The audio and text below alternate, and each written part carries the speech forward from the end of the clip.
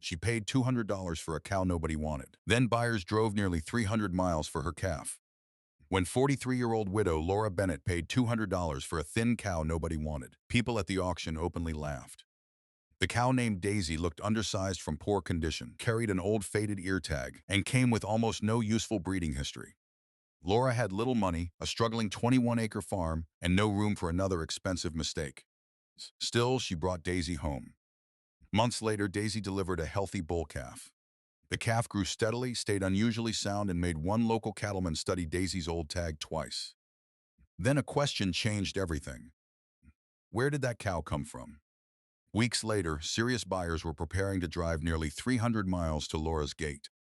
And they were not coming because Daisy was secretly worth a fortune. Before we continue, let us know in the comments where you're watching from. We'd love to know how far this story has spread. Now our story begins. 2 years after her husband died, 43-year-old widow Laura Bennett had learned to enter a livestock auction with one number in her head and no room to break it. That morning, the number was $300.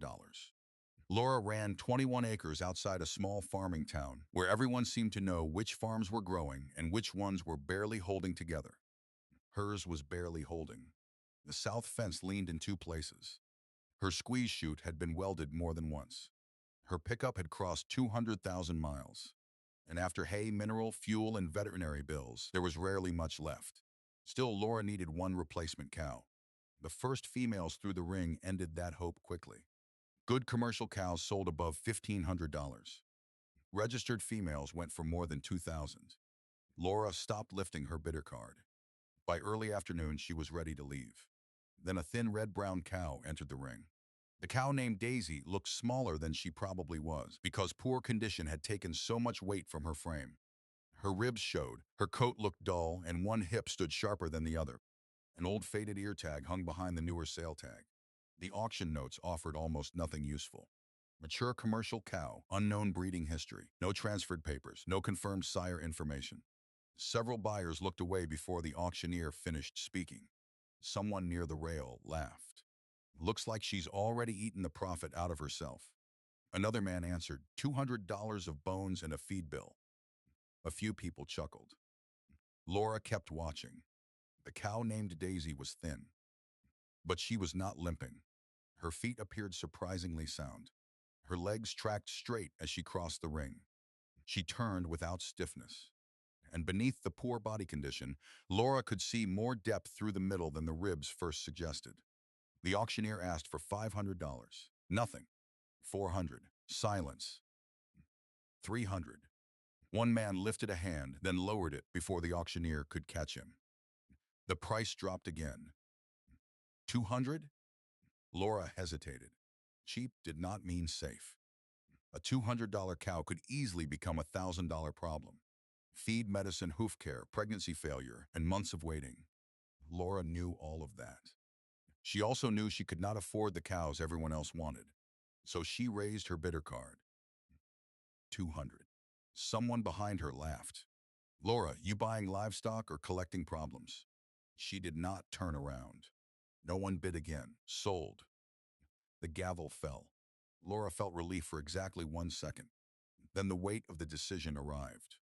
At the holding pen, Daisy looked rougher up close. Her hip bones were sharp.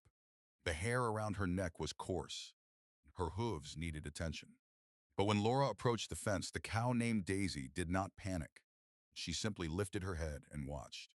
She was alert, quiet, and tired. Laura rested one hand on the rail. You better have something left in you. The next morning, Laura's veterinarian came to examine her. He checked Daisy's mouth, heart, lungs, and feet. Then he stood and removed his gloves. Laura searched his face. Well, the veterinarian looked at the cow named Daisy, then at Laura. You didn't buy a healthy cow. Laura's stomach tightened, and for the first time since the auction, all that laughter sounded a little less foolish. The veterinarian did not tell Laura she had made a mistake. He told her she had bought work. The cow named Daisy was badly underweight. She was carrying a heavy parasite load. Her coat and skin showed signs of poor mineral nutrition, and her hooves had been neglected long enough to need careful trimming. Laura stood beside the chute, listening as each problem added another cost to the $200 purchase. So I bought a sick cow. The veterinarian shook his head.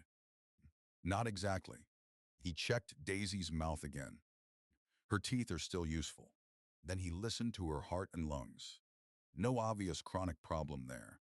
Laura frowned. Then what am I dealing with? A cow that's been neglected. He paused. That's different from a cow that's finished.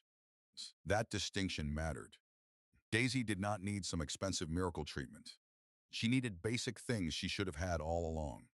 Good hay, clean water, balanced mineral, parasite control, and careful hoofwork.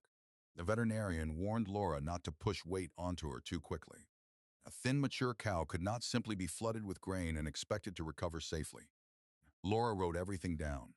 How long before I know if she can come back? A few months will tell you a lot. Laura did not like that answer. Months meant feed and labor. They also meant carrying an animal that still might never earn her place. So Laura made herself a rule. Daisy got one season. If she improved, Laura would keep going. If she did not, Laura would stop pretending that cheap automatically meant valuable. The first 2 weeks were not encouraging. The cow named Daisy ate, but slowly. She spent more time near the shade than the other cattle. Laura checked her every morning. She watched Daisy's appetite, manure, breathing, and movement for anything that might suggest something worse. Nothing did. Still, Daisy looked rough. And people noticed. At the feed store, one rancher who had been at the auction asked, "How's your $200 special?" "She's eating." He smiled. "That's what cows are good at." Laura loaded her mineral bags without answering. The joke bothered her more than she wanted to admit. Maybe everyone else had seen something she had missed. But by the fourth week, small changes appeared. Daisy began finishing her hay. Her coat started losing its dull, rough look. Her ribs were still visible, but not as sharply. By the sixth week, she began walking to the gate when Laura approached. And the weight she gained started revealing what poor condition had hidden. Her feet were stronger than Laura expected. Her legs remained straight. She had good depth through the body. Her hips were wide. Nothing about Daisy suddenly looked extraordinary. She simply looked less like a problem and more like a cow that had been judged at the worst moment of her life. During the next routine check, the veterinarian examined her again. He nodded at her body condition. Better. Then he placed one hand against Daisy's side and became unusually quiet. Laura noticed immediately. "What?" He checked again, then looked at her. "There's something else you didn't know when you bought her." By the eighth week, the cow named Daisy no longer looked like the same animal Laura had brought home from the auction. The change was not dramatic. There had been no sudden transformation or miracle recovery, but Laura could see the change. Daisy's coat had more color. Her ribs were less visible. She moved with more purpose when Laura opened the gate, and the tired look around her eyes had begun to disappear. What interested Laura most was not the weight itself. It was what the weight revealed. The cow named Daisy had better structure than anyone at the auction had guessed. Her feet stayed sound after trimming. Her legs tracked straight. Her back remained level. And as her condition improved, Laura could see more width through her hips and more depth through her middle. One afternoon, Tom Harris stopped by to return a fence stretcher. Tom ran cattle 2 farms over and had been one of the people who had heard about Laura's cheap auction purchase. He leaned against the gate and looked at Daisy. "That the $200 cow?" Laura nodded. Tom studied her for a few seconds. "She cleaned up better than I expected." Laura smiled. That almost sounded like a compliment. Tom laughed. "Don't get carried away." He looked at Daisy again. "Still doesn't mean she'll raise a good calf." Laura knew that. Good feet did not guarantee fertility. Good structure did not guarantee milk. And an unknown breeding history was still exactly that, unknown. So Laura kept her expectations low. She continued the same feeding program. Good hay, mineral, clean water, no heavy grain, and no shortcuts. Then the veterinarian returned for a routine follow-up. He checked Daisy's body condition first. Better. He examined her feet. Much better. Then he began a reproductive exam. Laura stood nearby, expecting nothing unusual. The veterinarian became quiet. He checked again. Laura noticed immediately. "What?" He stepped back. How long have you had her? About 2 months. Any breeding since she arrived? No. He nodded slowly. Then she was already bred when you bought her. Laura stared at him. Pregnant? Yes. For several seconds, she said nothing. The cow named Daisy stood calmly in the chute, as if the news had nothing to do with her. Laura finally asked, how far along? The veterinarian gave her an estimate. Not close to calving, but far enough that the pregnancy had clearly begun before the auction. Laura's excitement lasted only a moment. Then the questions arrived. What bull had bred Daisy? How large might the calf be? Was the breeding planned? And had Daisy calved easily before? No one knew. The $200 cow had just become more interesting. She had also become more risky. Over the next several weeks, Laura repaired the small calving pen near the barn. She checked the gate latches, cleaned out old bedding, put the veterinarian's number where she could reach it quickly, and watched Daisy more closely. As the pregnancy advanced, one thing stood out. The cow named Daisy remained remarkably calm. She allowed Laura to check her without fighting. She moved quietly through the chute. She never became nervous around people. That temperament mattered, especially because when the calf finally came, Laura might be standing there alone. During the final week before Daisy calved, Laura barely slept. Every few hours she checked the barn, not because something looked wrong, because she still knew almost nothing about Daisy's calving history. There was no confirmed sire, no previous record, and no one who could tell her whether the cow named Daisy had delivered easily before. A cheap cow could become expensive very quickly if calving went badly. So Laura prepared for problems. She prepared clean towels, fresh bedding, lubricant, a calf puller she hoped she would never need, a flashlight, and the veterinarian's number beside the barn door. Just after 5 in the morning, Daisy separated herself from the rest of the small herd. Laura noticed immediately. The cow named Daisy was restless but not frantic. She stood, lay down, turned, and then stood again. Laura stayed outside the pen and watched. She forced herself not to interfere too early. That was harder than it sounded. Every minute felt longer when one wrong decision could cost both cow and calf. The first stage of labor progressed normally. Laura checked the time, then checked again. When the calf's front feet finally appeared, some of the tension left her shoulders. Both feet pointed correctly, a nose followed, and the calf was in a good position. Still, Laura waited. Daisy worked steadily. There was no wild straining, no collapse, and no sign that the calf was stuck. Then the shoulders cleared. A moment later, the calf slid onto the bedding. Laura exhaled. The calf moved almost immediately. That mattered. The cow named Daisy turned and began licking him. Within minutes, the calf lifted his head, then his chest, then tried to get his front legs underneath him. He fell once. Tried again. Laura smiled despite herself. A healthy bull calf. Not huge. Not perfect. Just alert, alive, and strong enough to keep trying. Laura checked his breathing and watched Daisy closely. The cow remained attentive without becoming aggressive. She stayed near the calf. She cleaned him. She allowed Laura to move nearby without charging the gate. Within the first hour, the calf found the udder and began nursing. Laura leaned against the barn wall. For months, people had treated Daisy like a bad decision. Now the $200 cow had delivered a healthy calf without assistance. But Laura refused to turn one good morning into a fantasy. One healthy calf did not prove superior genetics. It did not erase the missing records.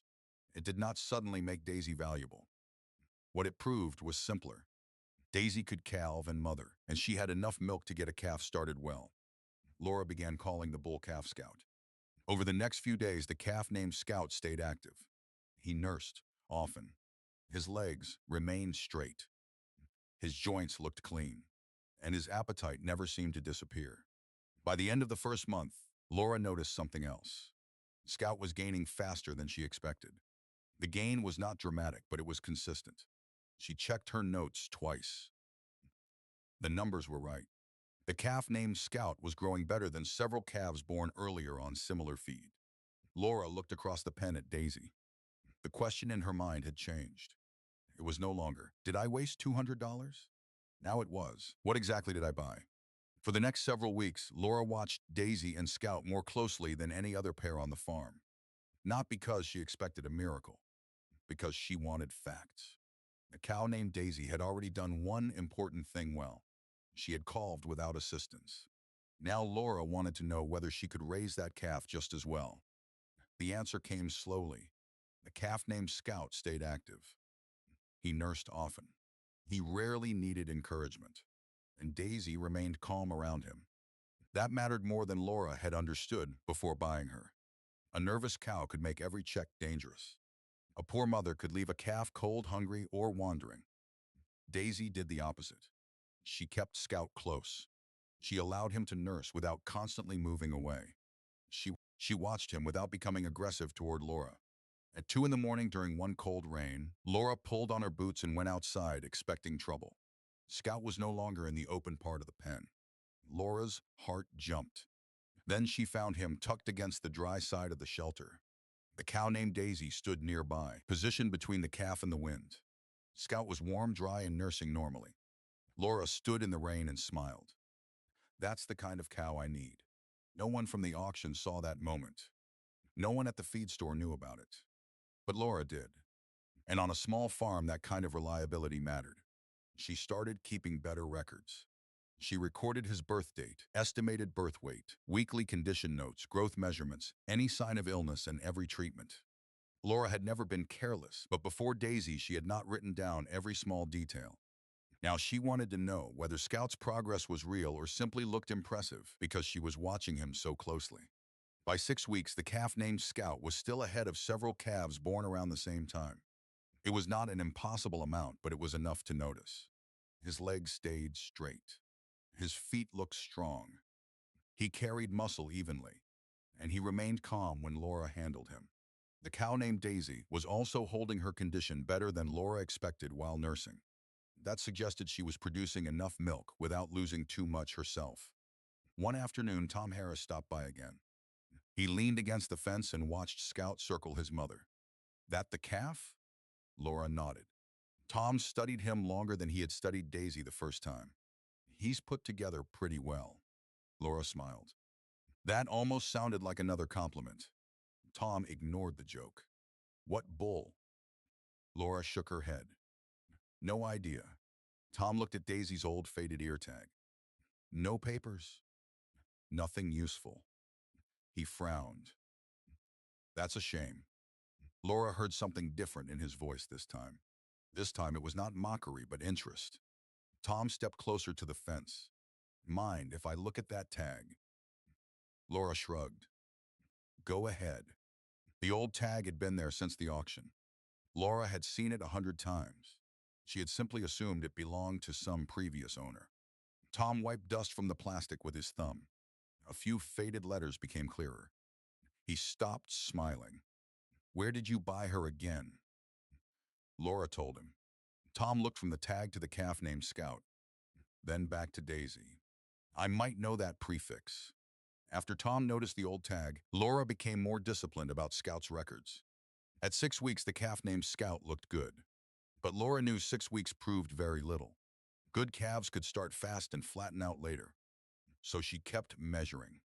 At 3 months, Scout was still gaining steadily. At 4 months, the pattern had not changed. By the beginning of his 5th month, Laura had enough numbers to stop relying on appearance alone. Scout was not growing at some impossible rate. He was simply staying ahead of several calves on her farm with similar access to pasture, hay, and mineral. His frame remained balanced. His feet stayed strong. His legs tracked straight. And as he grew heavier, his movement stayed clean. The cow named Daisy also continued holding useful body condition while nursing him. That mattered. A cow could raise a heavy calf by giving too much of herself away. Then she would become harder to breed back and more expensive to maintain. Daisy was not doing that. She ate well, moved easily, and remained calm whenever Laura handled Scout. Around 10 weeks after calving, Laura had Daisy examined again. Her recovery was good. The veterinarian saw no reason she could not return to the breeding herd. Laura selected a moderate calving ease bull from a nearby commercial operation and recorded the breeding dates carefully. She did not know yet whether Daisy would settle.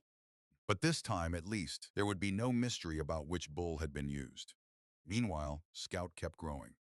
One evening, Laura spread 5 months of notes across the kitchen table.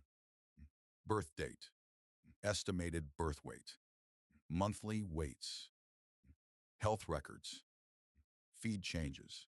Nothing in the numbers suggested a miracle. What they showed was consistency. That was enough to make Tom's comment about Daisy's old ear tag matter even more. The next morning, Laura cleaned the faded identification tag carefully. Part of the number had worn away, but 3 letters remained readable, LCF. She wrote them down and called the auction barn. The office manager found Daisy's sale record. Commercial livestock with no transferred registration papers, complete pedigree, or detailed breeding history. Exactly what Laura already knew. Then the manager added something. That old tag didn't come from us. Laura looked through the window. So it was already on her? Yes. Can you tell where? No. But somebody might recognize the prefix. That afternoon, Tom stopped by. Laura showed him the letters LCF. Tom nodded. That's what I thought. There used to be a breeder north of here. Leonard Creek Farms. The owner had become ill several years earlier, Tom explained, and most of the herd had been dispersed. So Daisy could have come from there? Could have. Tom raised one hand. Could have is not the same as did. Laura understood. The tag was only a lead. But now she had something else she had not possessed when Daisy entered the auction ring. 5 months of real performance behind the calf named Scout. The next day, Tom found a number for a former Leonard Creek employee. Laura called. An older man answered. She described Daisy and read the tag prefix. There was a long silence. Then he said, if she came out of that herd, what remains of that number may tell us where she started. Laura looked toward the pasture. Daisy stood beside Scout, who was now growing toward weaning age. For the first time, Laura realized the old tag might connect the cow's missing past to the records she was building in the present. The former Leonard Creek employee's name was Henry Cole. He had worked there for nearly 15 years before the owner's health declined and most of the herd was dispersed. Laura read the faded tag to an LCF, and I think the first number is a 4. Henry asked her to send a photograph. 20 minutes later, he called back. That tag format is ours.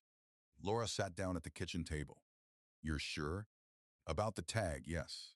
About the cow, not yet. That distinction mattered. Henry explained that Leonard Creek had used number ranges to identify replacement females by birth group. The problem was that Daisy's tag was badly worn. Part of the number was missing. So Henry asked for everything Laura knew. Henry asked for her approximate age, color, unusual markings, auction location, consignor's name, and photographs from both sides. Then he started making calls. 2 days passed before Laura heard from him again. I found the group. Laura straightened. Henry had located an old herd notebook and a dispersal sheet from the year Leonard Creek reduced cattle. Only a handful of red-brown replacement females in that group carried numbers beginning with the visible sequence on Daisy's tag. One had been culled young. Another had died years earlier. 2 had been sold during the dispersal. Henry needed more. Check her right ear, he said. For what? A small notch near the lower edge. Laura walked outside.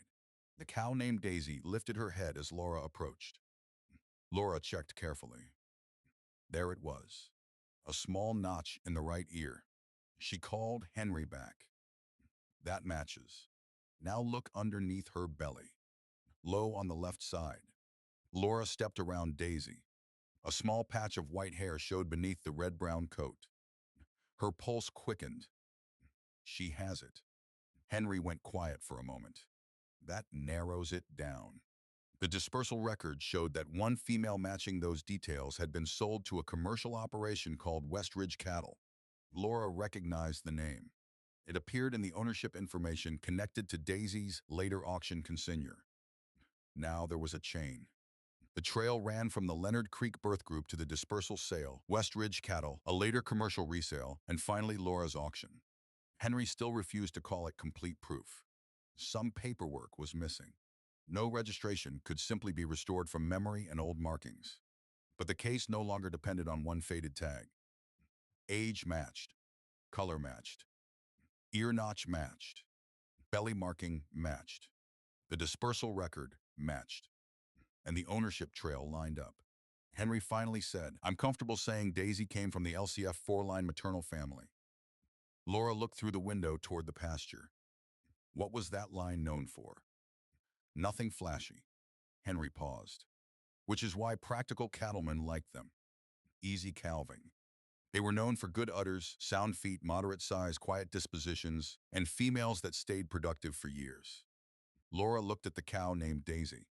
Almost every trait sounded familiar. Then Henry added, "That doesn't make Scout proven." "I know. One calf is still one calf." "I know that too." "Good." Laura smiled. Henry asked her to send Scout's latest weight notes and several clear photographs. "I know two producers who used cattle from this family years ago." Laura hesitated. "You think they'll care?" "They won't care about an old tag." Henry paused. "They'll care if Daisy is still producing the kind of cattle that line was known for." For months, Daisy had been a $200 cow with no history anyone could use. Now Laura had something stronger than a rumor, a traceable maternal past. But one major question remained. Nobody still knew who had sired Scout. Henry's next call answered the question that had followed Scout from the day he was born. Who was his sire? The cow named Daisy had been pregnant before Laura bought her, and no breeding information had followed her through the auction. That uncertainty mattered more now. Scout was approaching weaning age. His growth records were strong. His maternal history was becoming clearer. But any serious buyer considering him as a young breeding prospect would still want to know where the other half of his genetics came from. Henry had one possible lead. The ownership trail showed that Daisy had spent time at Westridge Cattle before eventually passing through another commercial resale. Henry found the former manager. His name was Paul Reeves. Paul did not remember Daisy individually, but he remembered the breeding group. "We ran those cows in one controlled pasture that season," he told Laura. "With one bull?" Laura asked. "One bull during the breeding window." That was the first useful answer. Paul explained that West Ridge had used a moderate-framed calving ease bull named WR612 on that group. The bull was not famous. He was not a high-dollar show animal, but he was documented. His records showed moderate birth weights, sound feet, clean movement, and several years of consistent calf performance. Laura felt hopeful. Paul stopped her before she assumed too much. "That still doesn't prove he sired Scout." "I know. Records help. Controlled breeding helps. But neither replaces parentage." Laura appreciated the caution. "Can it be confirmed? Possibly." Westridge had participated in parentage verification on selected breeding animals. WR612 had an archived DNA profile. If the profile was still available, Scout could be tested against it. Henry helped Laura contact the breeder who had owned the bull. The profile was still on file. A few days later, Laura's veterinarian collected hair follicles from Daisy and the calf named Scout, then submitted both samples to the testing laboratory. Then Laura waited. Almost 2 weeks. Scout kept growing. The cow named Daisy kept raising him. And the LCF history still pointed toward a practical maternal family. But Laura refused to use WR612's name publicly until the test came back. "Until the lab confirms it," she told Henry. "He's only the likely sire." Exactly. The result arrived on a Tuesday morning. Laura opened the report twice. The parentage test matched Scout to WR612 as his sire. She sat still for several seconds. The result did not make Scout extraordinary. It did something more important. It removed the biggest unknown. Now Laura had a calf with a verified sire, a credible maternal history, nearly 5 months of growth records, sound structure, and a cow whose maternal performance could be observed directly. She called Henry. He listened, then said, "Now cattlemen can evaluate the whole picture, not believe a story. Evaluate evidence." That difference mattered. Henry forwarded Scout's updated information to two producers who had shown interest in the old Leonard Creek maternal line. One called Laura that evening. He asked about Scout's current weight, then Daisy's condition, then the DNA report. At the end of the call, he became quiet. "How far are you from the state line?" Laura told him. He calculated. "Close to 300 miles for me." Laura looked toward the pasture. "You'd really drive that far?" "For a calf alone? Probably not." He paused. For a calf nearing weaning age with a verified sire, documented performance, and a maternal family I've been trying to find again? Another pause. Yes. For the first time, the calls no longer sounded curious. They sounded serious. The first serious buyer called the morning after Henry sent the updated records. His name was Daniel Mercer. Laura recognized the name from one of Henry's messages, but they had never spoken directly. Daniel did not begin by asking the price. He asked for the DNA report. Laura sent it. Then he asked for Scout's birth date, current weight, health history, photos from both sides, a rear view, and one clear photograph of the cow named Daisy. Laura sent those too. For several minutes, the line was quiet. Then Daniel said, "Now this makes more sense." Laura leaned against the kitchen counter. "What does?" "The calf." He explained that the calf named Scout was no longer just an attractive young bull with an interesting story behind him. The DNA confirmation mattered because WR612 was a known sire. The bull was neither famous nor fashionable, but he was documented. Daniel had seen other calves from that bull. They tended to arrive moderate at birth, grow steadily, and stay structurally useful. Then there was Daisy. The old Leonard Creek maternal family did not guarantee anything, but it explained why cattlemen like Daniel were willing to pay attention. "Put the two sides together," Daniel said, "and now I know what I'm evaluating."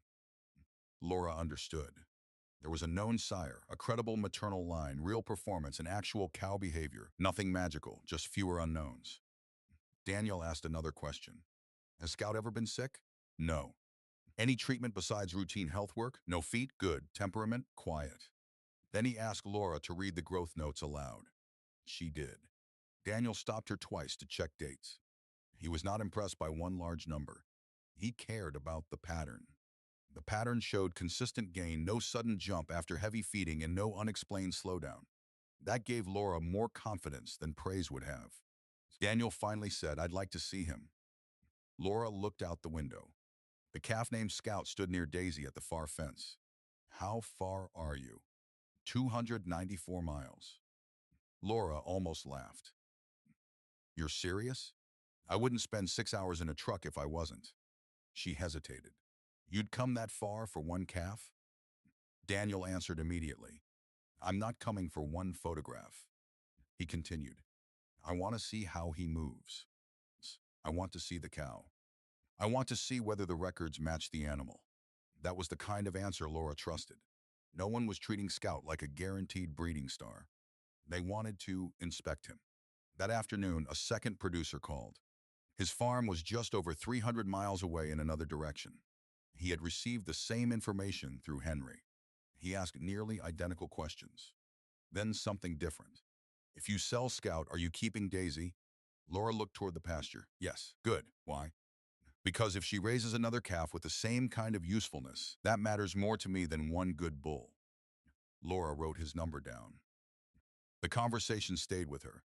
For months, the town had laughed at a $200 cow. Now 2 cattlemen from nearly 300 miles away were willing to make the drive. Not because Daisy had turned into a hidden fortune. Not because Scout had some magical pedigree. Because the uncertainty had finally been reduced enough for serious people to take a closer look. The photos had started the calls. The DNA had made them credible. But what those buyers really wanted to see was standing quietly beside Scout in the pasture. The cow named Daisy. Laura did not want the DNA result to become the new version of the same old mistake. At the auction, people had judged Daisy too quickly because she looked thin and ordinary. Now Laura refused to judge Scout too quickly just because a test had confirmed his sire. So before agreeing to sell the calf named Scout, she asked Henry to bring in someone who could evaluate both animals without caring about the story. A week later, Henry arrived with a commercial cattle breeder named Mark Ellis. Mark had spent more than 20 years selecting cattle for fertility, structure, soundness, and maternal performance. He started with Scout. He watched the calf walk across the lot, checked his feet, studied his legs from the front and rear, looked at his muscle shape, and then stood back to watch him move again. "He's balanced," Mark said. Laura waited. Good growth, good feet, clean movement, moderate frame. Laura nodded toward the paperwork. "And the DNA?" Mark looked at her. The DNA tells us who his sire is. That's all? That's important. But it's not everything. He explained the distinction carefully. The parentage result removed uncertainty. It confirmed that WR612 was the sire. It allowed buyers to connect Scout to a known paternal record. But DNA did not prove that Scout himself would become a superior breeding bull. For that, buyers still had to evaluate the animal standing in front of them. Mark turned toward the cow named Daisy. He spent even more time with her. He evaluated her udder, feet, body condition, temperament, and ability to maintain herself while raising Scout. Then he reviewed Laura's notes. The notes documented calving without assistance, a healthy calf, consistent gain, no major illness, and no heavy feed program creating artificial performance. Mark closed the folder. This is why people are interested. Laura looked at Scout. The bloodline, the whole package. He counted it out. Verified sire. Credible maternal family. Actual performance. Sound structure. Healthy cow. Manageable temperament. Then he added the part Laura remembered most. Any one of those by itself is ordinary. Laura waited. Together, they become worth looking at. That was exactly the kind of answer she wanted. No jackpot. No miracle genetics. No promise that Scout would become something he had not yet proven. Just enough evidence to justify serious attention. Mark warned her about one more thing. Do not sell the story harder than the cattle. Laura smiled. I don't plan to. Good. Let buyers make their own decision. He suggested she keep every record. That meant future weights, health work, Daisy's breeding dates, calving ease the following year, and the performance of future calves. If Daisy repeated the same kind of maternal performance, her value as a foundation cow would become more credible over time. That shifted Laura's thinking again. Scout might bring money now. Daisy might shape the herd later. 2 days later, Daniel called. I'm coming Saturday. Laura stood in the barn doorway. You're really making the drive? 294 miles. You haven't made an offer. I'm not driving that far to buy paperwork. Laura looked towards Scout. What are you coming to buy? Daniel paused. I'm coming to decide whether the cattle match the records. Then he added, and I want to see Daisy. Laura looked across the pasture at the cow named Daisy standing quietly beside her calf. For the first time, she understood the difference between price and value. Price was what someone might pay for Scout that day. Value was everything Daisy might still produce if Laura was patient enough not to sell the future too quickly. By the time Daniel Mercer arrived on Saturday morning, Scout was just over 6 months old. That mattered. The calf named Scout was no longer a newborn with an impressive start. Laura now had months of growth records behind him. He had reached weaning age. His health work was current. His feet remained sound. His structure had held together as he gained weight. And the DNA report confirmed WR612 as his sire. Daniel's truck rolled into the driveway just after 9. The trailer behind it was empty. Laura met him near the barn. Long drive? Daniel checked his watch. 294 miles. Laura looked at the trailer. You really came all that way for Scout? Daniel smiled. I came to see whether the records match the cattle. He did not begin with the calf. He walked first toward the cow named Daisy. Daniel watched her move across the lot.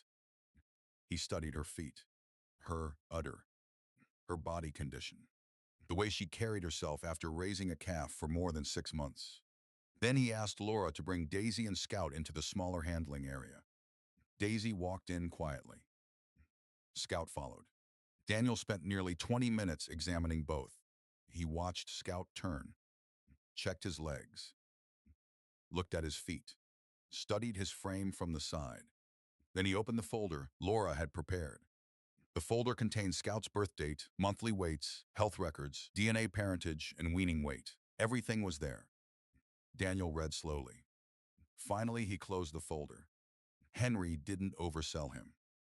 Laura smiled. He knew better. Daniel nodded toward Scout.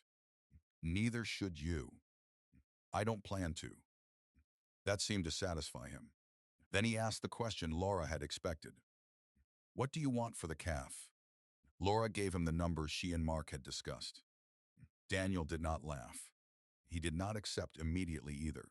They talked about current market value, Scout's age, the risk that still came with any unproven young breeding prospect, and the premium Daniel was willing to pay for verified parentage, maternal history, structure, health, and documented growth. The conversation felt serious, not dramatic. Before they finished, another pickup turned into the driveway. Tom Harris, standing near the fence, looked toward the road. "You expecting somebody else?" Laura shook her head. The second truck stopped beside Daniel's. A cattle producer named Robert Lane stepped out. Laura recognized his voice from the phone. His farm was 306 miles away in another direction. He had also left before sunrise. Now 2 cattlemen had driven roughly 300 miles to inspect the same calf produced by the $200 cow the auction crowd had laughed at. But neither man started a bidding war. They looked, asked questions, and compared records. Then Robert said something Laura did not expect. "I'm interested in Scout." He looked toward Daisy. "But I'm more interested in what she does next year." Daniel nodded. "Same." Laura looked at both men. "You came this far, and neither of you wants Daisy?" Robert smiled. "One good calf is interesting." He paused. 2 similar calves would be information. That settled something inside Laura. The opportunity was not to sell everything while people were finally paying attention. The opportunity was to keep the cow that could prove whether the pattern was real. Laura agreed to sell Scout at a strong but reasonable premium. Not a fortune. Enough to repair fencing. Enough to help with winter feed. Enough to matter. But the cow named Daisy stayed. Before Daniel loaded the calf named Scout, he turned back to Laura. "If she raises another one like him, call me first."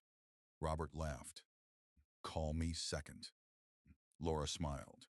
Months earlier, nobody had wanted Daisy for $200. Now 2 buyers had driven nearly 300 miles each because of what she might produce next. Laura had not waited until Scout was sold to think about Daisy's next calf. The careful breeding plan she had begun about 10 weeks after Scout's birth worked, and several weeks later, the veterinarian confirmed Daisy was pregnant again. By then, Scout was still nursing and continuing to grow. That made Laura watch Daisy even more carefully. She wanted to know whether the cow could stay bred, maintain useful condition, and still raise a strong calf. Daisy did. By the time Scout left Laura's farm at just over 6 months old, Laura already knew another calf was on the way. The sale brought a strong premium. Not a ridiculous price. Not enough to make Laura wealthy, but enough to matter. She replaced the worst section of the south fence. She bought part of the winter hay she had been worried about. She repaired the old pickup. And for the first time in months, she had a little room in the farm budget. The cow named Daisy stayed. That was the decision that mattered most. Laura kept recording everything. Her records covered pregnancy checks, body condition, pasture changes, winter feed, and health treatments. She had stopped thinking like someone hoping one cheap cow might save the farm.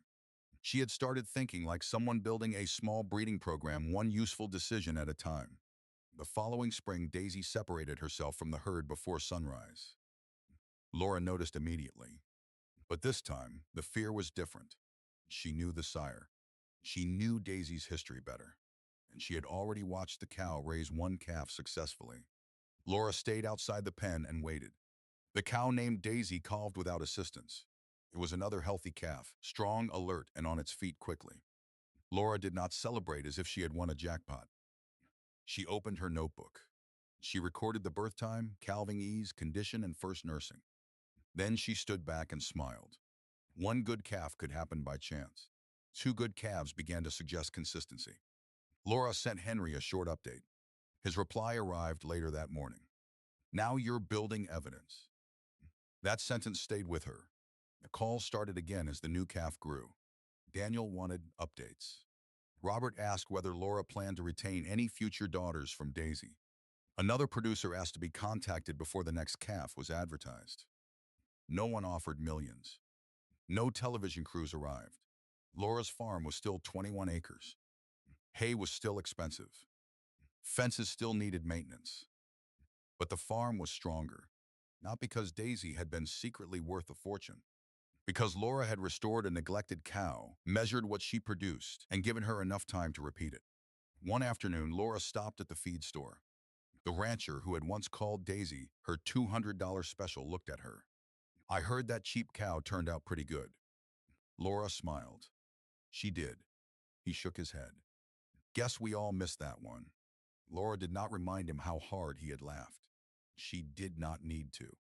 That evening, the cow named Daisy stood beside her new calf near the fence. Laura rested her arms on the top rail. Everyone at the auction had seen poor condition, missing records, risk, and a low price. Those things had all been real. They just had not been the whole story. Sometimes value is not hidden like treasure. Sometimes it is hidden by neglect. Sometimes it has to be restored, recorded, tested, and given time. If you had been standing in that auction ring with Laura, would you have risked $200 on Daisy when everyone else walked away? Tell us in the comments, and subscribe to Silent Farm Tales for more quiet farm stories about overlooked animals, second chances, and people willing to look twice.